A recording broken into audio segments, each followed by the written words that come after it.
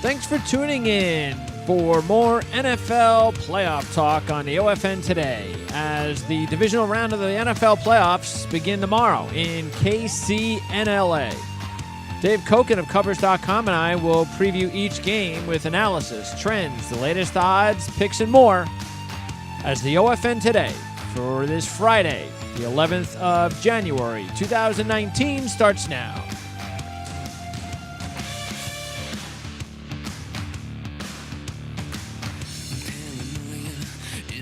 This edition of the OFN Today is brought to you by ourlads.com and Covers.com. Covers.com features live scores, stats, and odds and is considered the most convenient and entertaining source for sports news and facts with over 45 million visits a year. All right, so we have talked a lot about these games already with Mark Lawrence and Ted Savransky, a.k.a. Teddy Covers, and now we're going to get another opinion from Dave Cokin here on our Friday edition of the OFN Today and see what Dave thinks about the game. So, Dave, we've got some very intriguing playoff games. These are games that can go in any direction. Any team can win, and it wouldn't be a big shock. Yeah, for the most part, I think there's one team that has a real tall order in front of them. That's the Eagles, who should not be here. But, you know, they're on a free roll right now, and I guess that makes them dangerous, too. Yeah, well, yeah, anytime the defending Super Bowl champs get on a roll again the next year, no matter what, even if you don't buy in that they were that great of a team last year, which I don't know. I don't know how great. I mean, we're not going to compare last year's Eagle team to the greatest Super Bowl teams ever. Then it's just one of those things. You just ride it. But then again, it all depends on how you've handicapped the Saints this year. If you're somebody that has made a lot of money on the Saints this year, then you know where you're going. You're sticking with the Saints. Other than that, then you know. Yeah, that's where I am. And the Eagles, look, they just shouldn't be here. I mean, they are having a lot of things go right. Let's say that. But they had no business beating the Bears last week. The Bears beat themselves in that football game. And that's, I guess, the inexperienced part really came up and bit them, or maybe the coaching staff not trusting the quarterback to throw. They should have committed to the pass. I mean, if Chicago commits to the pass last week, there's no way they lose that football game, and there's no way it comes down to Cody Parkey trying a field goal at the end. The Eagles' secondary is extremely vulnerable. It showed all last week again. And I got to tell you, I don't think Peyton and Breeze are going to not notice that. I think they're going to attack them from the outset. And 48-7 the first time around, it's not going to be that close, that lopsided this time. But I think the same team's going to win.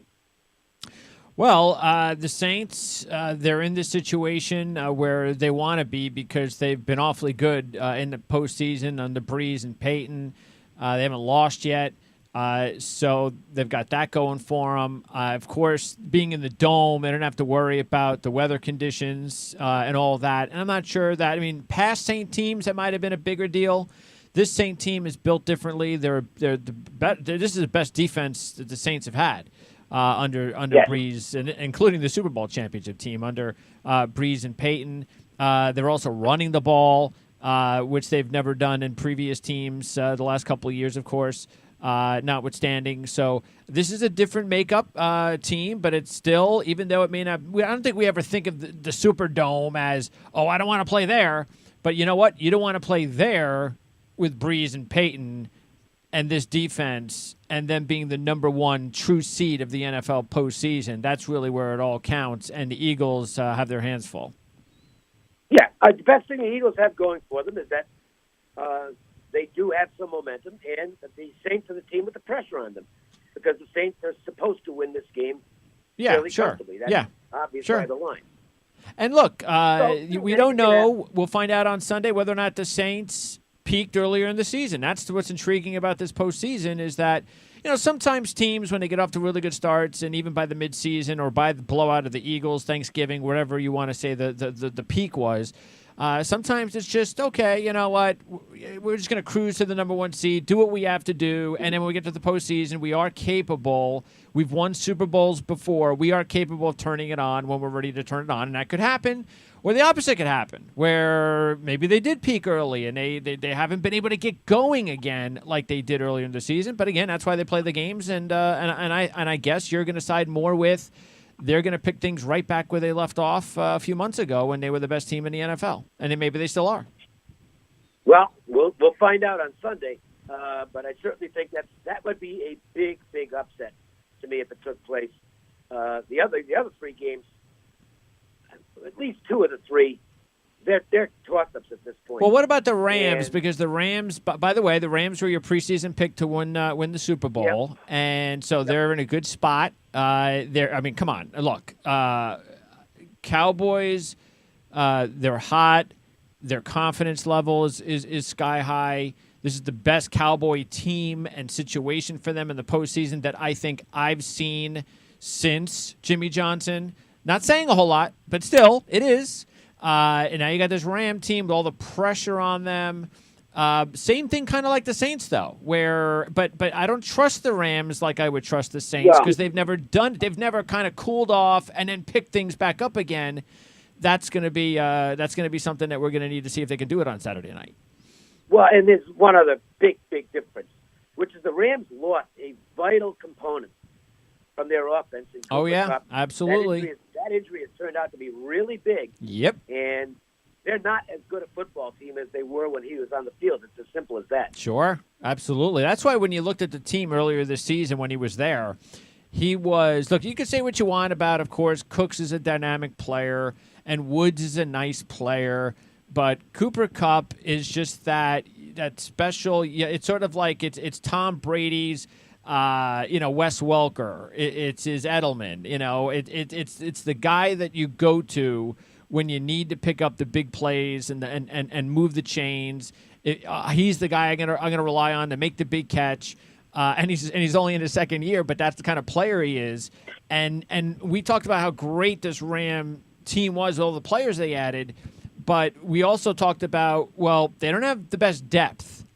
And because they're so front-loaded with all these big contract and players, that once they lose a player or two, then all of a sudden, Josh Reynolds has to step up. I mean, come on, that's just like you might as well have Dontrell Inman out there. I mean, it's not comparable. No, and the other thing is that look, I'm not sure how healthy Todd Gurley is. That's true. That's true. He's had some time off. Yep. So, but the knee was a bother late in the season, and Gurley is the most important guy on the football team. Oh, yeah. He's their best player on offense. He's That's their right. best player. That's right. Yep. So the Rams are not going into this in perfect shape. And Dallas is, like you said, they're playing really good football. I think the Rams are going to win, but I'm not as confident about them as I would be about the Saints, for instance. And the other thing there is that the Cowboys, it's interesting because it's the matchup of the Coopers in a way, because Amari Cooper, his addition has transformed the Cowboys offense. Oh, yeah. While the loss of Cooper Kupp has diminished the Rams offense. Yeah, the Cowboys wouldn't even – I don't even think they'd be in the postseason without Amari Cooper. So that's really turned to work out in the Cowboys' favor, no question about it. You take a look at – and you mentioned, of course, the Gurley situation. So these are the questions that we're going to find out. You also do you think the point spread – did you think the situation with this stadium on Saturday night, which is going to be around – you got to believe it's going to be around at least 40% Cowboy fans. You have to believe that. Yeah, that might be low. Yeah, I agree. So do you think the point spread took that into account? No, I think the spread is what the spread is. That's about where I made the number on this game. I think it's the right price. Okay. Yeah, the Rams are No, that's a good thing for the Cowboys, though, right? If you're thinking of taking the Cowboys, because they're not taking that into account, and you know that this is not going to be a home field advantage for LA. Right. If you take a look at the other three home teams, Kansas City's their crowd's going to be going nuts every time Andrew Luck lines up under center, Yeah. making a lot of noise. Yeah. The Patriots, it doesn't matter if nobody shows up for New England. They're They got an they're aura. comfortable there. Yeah. Right, and the Superdome is just it's going to be crazy Sure. as well. Yes. This stadium will not be crazy. No. It'll be equally crazy for both sides. So, yeah, that's the benefit to the Cowboys. Mm-hmm. Yeah, and what do we got till 2000? You got one more year before they move into the new stadium, right? 2020 they move in with the Chargers. It's not going to change. It'll still be the same. I mean, I think it, and I'm hoping of course, we all hope that you build a brand new stadium, as long as the teams, of course, are good.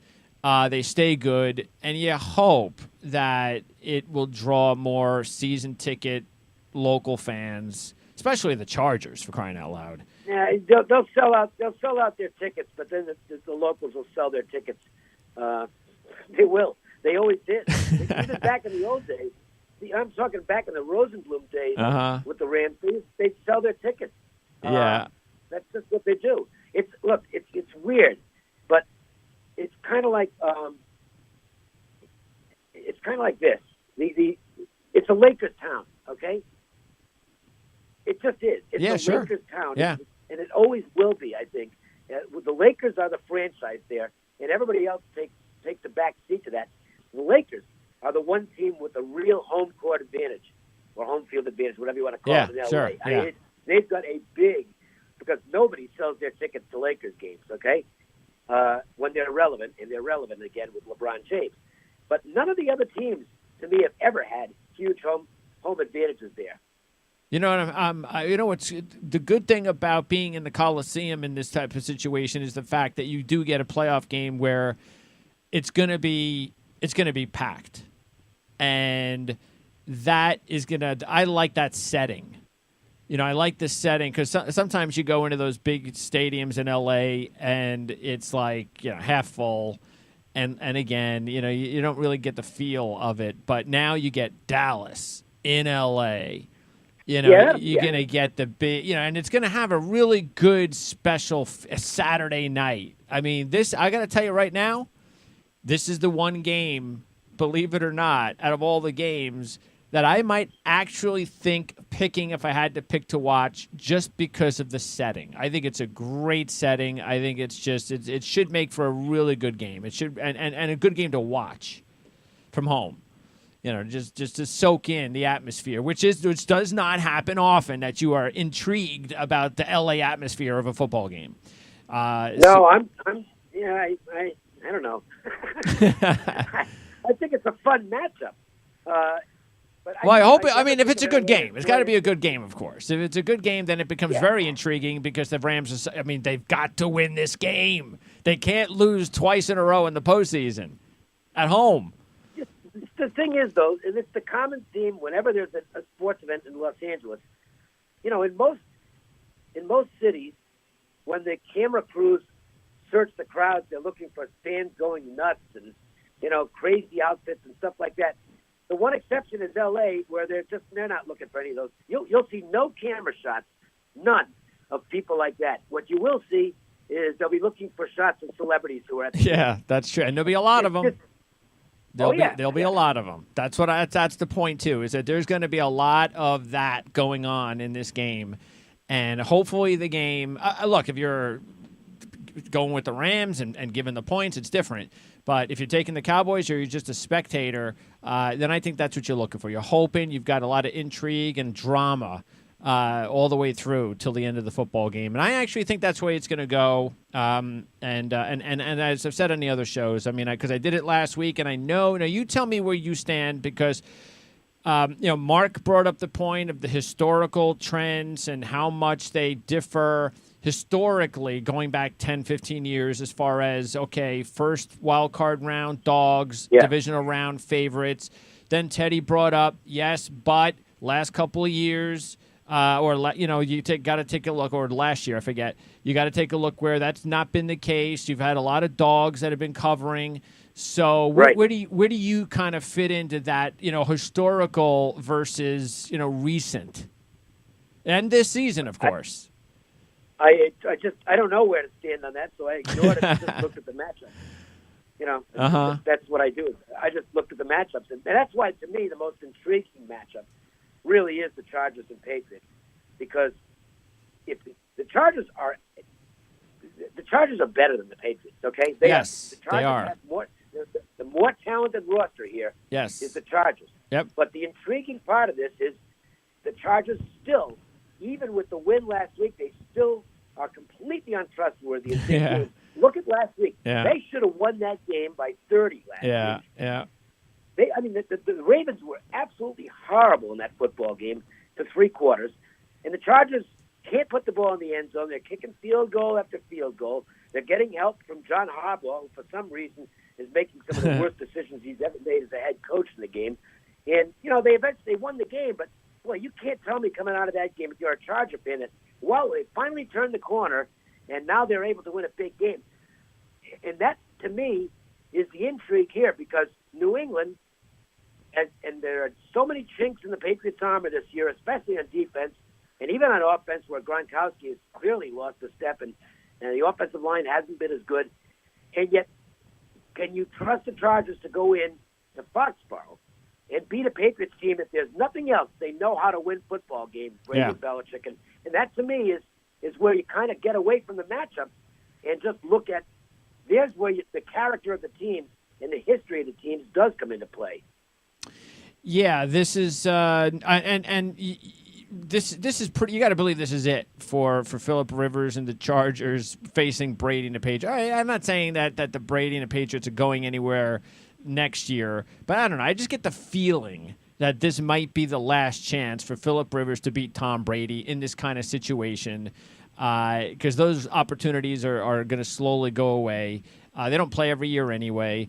Right. And if he can't do it now, then you know what? It just sorry, but it doesn't look. Tom Brady we all know he's better than Phillip Rivers, but 7-0. Can you win a freaking game? Is it really? And I'm not putting it all on Rivers, okay? I don't think it has all to do. It's not like Phillip Rivers goes into playoff games and is the worst quarterback ever.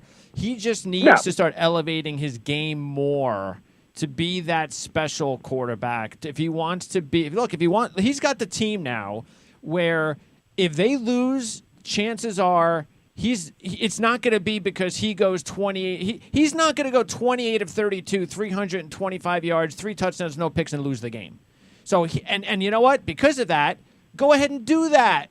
Elevate your game. Be special, because now you've got the team behind you. Now it's up to you, Phillip.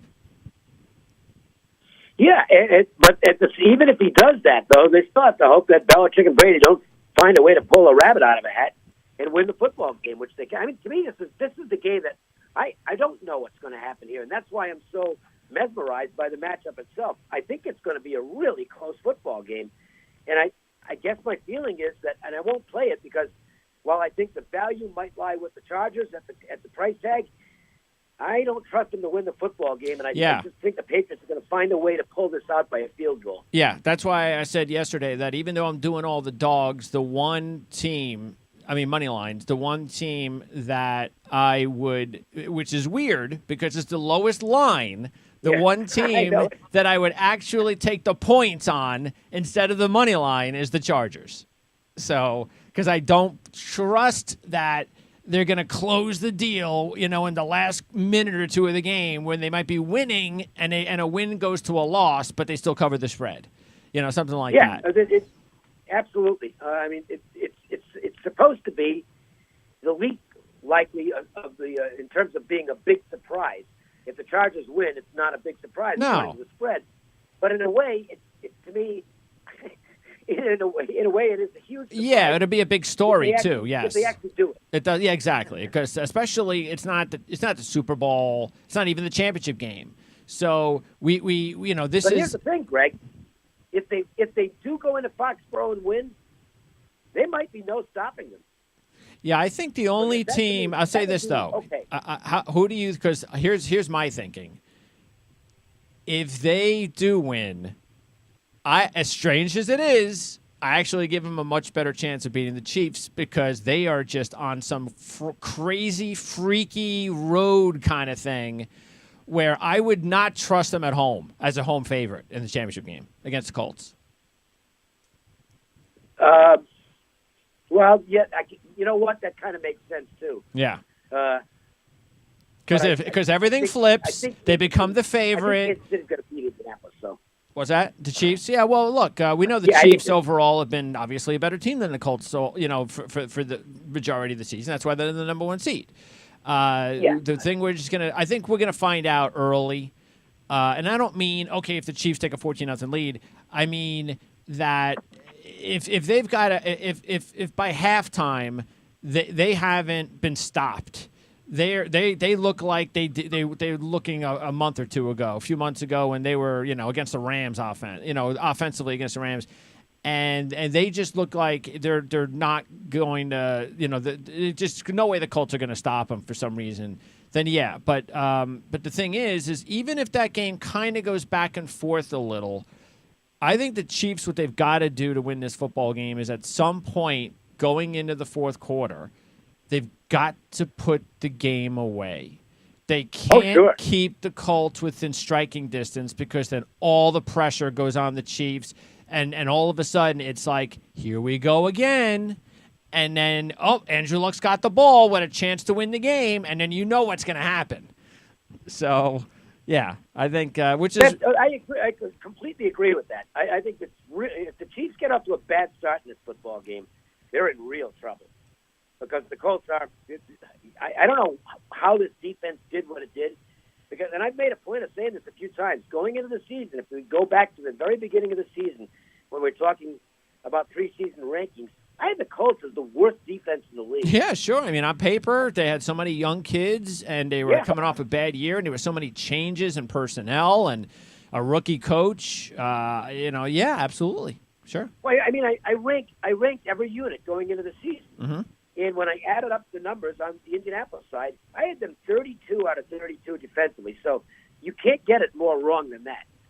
Well, look, I mean, if you think about it, this is why Eberflus deserves to be getting head coaching opportunities, because of the fact that you can explain a few things. You can go, hey, Darius Leonard was going to be a very good player. He was an underrated kid from a smaller school. If you looked at him in the in the All-Star games, you could see the talent. You could explain one or two things on defense, but on paper, you still look at them and you're like, how are they doing this? It's where's the big stud defensive lineman on this front? They don't have one. So not really. No, they don't. There's no superstar. I mean, the Chiefs have got better star power in their front seven between Houston, Ford, and Chris Jones. Difference is that and Eric Berry, of course, in the backfield if he plays. Difference is everybody else in their team stinks. And Bob Sutton has been around for so long. And that's what to me makes the Colts ultra dangerous here, is because I like defensive dogs, and the Colts, they just have a much better defense at this point than the Chiefs. And if the Chiefs aren't sharp offensively, the Colts are going to beat them. That's a really tough game to me. I mean, the Colts are fearless at this point.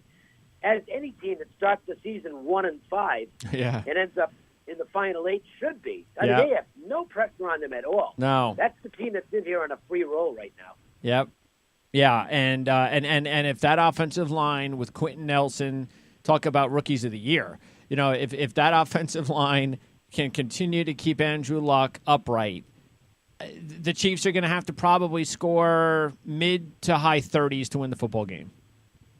Yeah, and something else the Chiefs better do is they better take a look at what happened in the Indianapolis-Houston game last week, because Houston's got a pretty good defense, but they went man coverage until they finally made an adjustment in the second half. But they went man coverage and got burned in a big way because these Colts receivers were wide open in the first half. And the Chiefs, if the Chiefs come out in man coverage, they're going to get burned by Luck and those receivers. So we'll see what kind of adjustments Kansas City makes defensively off the game films that they saw from the Indianapolis-Houston game last week. I mean, the Texans, they just handed the game to Indianapolis in the first half, and the Colts were there to take advantage. Like personnel-wise, and we talked about it on defense, but you could say the same thing about the receivers outside of T.Y. Hilton. The fact is that the Colts are a year ahead of schedule. They had a great offseason. They are more with the money they have going into the next season. They are going to have the ability. Screw Le'Veon Bell. Make a deal. Give your first-round pick to the Steelers and get Antonio Brown over there. Imagine when Antonio Brown and T.Y. Hilton on the field at the same time. Oh, boy. I mean, I'd rather do that, wouldn't you? It wouldn't be bad. No. We're assuming that Brown won't cause problems because at this point I'm not sure what to make of that. Yeah, that's the thing you got to think about. But yeah. Wow. Yeah, while they're a year ahead of schedule, it doesn't mean, again, that they can't win because I don't really think – I mean, look, I do think the Eagles overall, personnel-wise, last year was better than what you see on the Colts this year if you just want to compare teams of maybe not greatness that can win a Super Bowl. But, again, when you have Andrew Luck, when you got that great quarterback – boy, does that make a difference. But maybe it makes a difference in this game because Patrick Mahomes has never played a playoff game. But moving forward, things get a little bit different, even though, well, Tom Brady's old. I'm just saying if you want to be critical. Phillip Rivers has never won the big one. Okay, he beat the Patriots, but this is the chance. He's going to go to the Super Bowl. I mean, so you would kind of think that Andrew Luck right now, you tell me, but is he number one quarterback out of the four in the AFC left? Yeah, when you factor in the age and the fact that, assuming he stays healthy, he's going to be doing this for another dozen years or so, yeah. Yeah. And that's the advantage that he could possibly figure out a way to get them over the hump. But, yeah, the Colts are going to be a better team next year when they've got even more personnel, especially a receiver. When you look at his receivers, it is amazing how he can put up the yardage he puts up with Dontrell Inman and Chester Rogers, and Eric Ebron drops 3 balls every game. I mean, he's got no receivers, and he's still, you don't notice it. It doesn't look like it's a big deal. They're a no-name team. Yeah. They don't have any stars outside of Luck in terms of name recognition. The Colts are an anonymous team. Most of the Colts could walk down any street in the country and not get noticed, except for Andrew Luck. The Chiefs have more stars. Look, and the thing on the Chiefs is, and I'm glad they got rid of him because he deserved to be gotten rid of, but they really do miss Kareem Hunt. Okay? Without a doubt. And he'll be missed a lot more in the postseason. Yeah, they're a very dynamic offense nevertheless, but with Hunt, they were basically unstoppable. Yeah. No, great point. And that is another thing to keep an eye on in this game. Again, as the Colts defense – look, what's the point number? The Colts win this game if the Chiefs score what? Less than what? I think the Chiefs are going to have to get to 30 to win the game.